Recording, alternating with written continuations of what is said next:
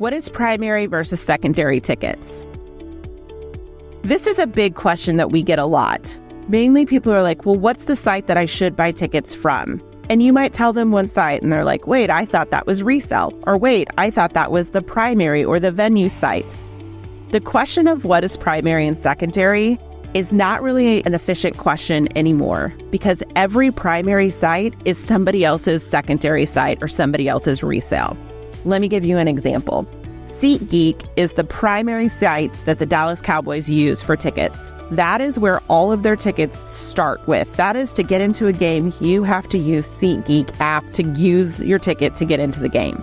However, you can buy tickets for a Cowboys game on Ticketmaster. You can buy tickets for a Cowboys game on StubHub, but you have to use the SeatGeek app to get into that game because they are the primary. Every site lists tickets for every event as a general statement, but a very true statement at the same time. That crossover of primary and secondary is continuing to happen. Another example is StubHub.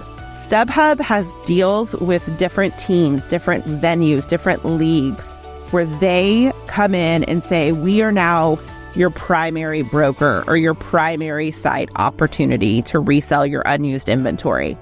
So they will have access to things that they mark as StubHub exclusive, which then you can still find on SeatGeek, you can still find on TickPick or on Vivid Seats, but it's because of that crossover of where the primary started. So, if you go to Ticketmaster, sometimes you see blue dots, sometimes you see red dots. Blue is the primary, red is the secondary. Sometimes you only see one of those colors. Sometimes you only see red dot. That's because everything is secondary. So instead of thinking primary versus secondary, you want to start with who is the source? Who is the app? What is the name that I'm going to need to use to get into that venue when I use my digital ticket?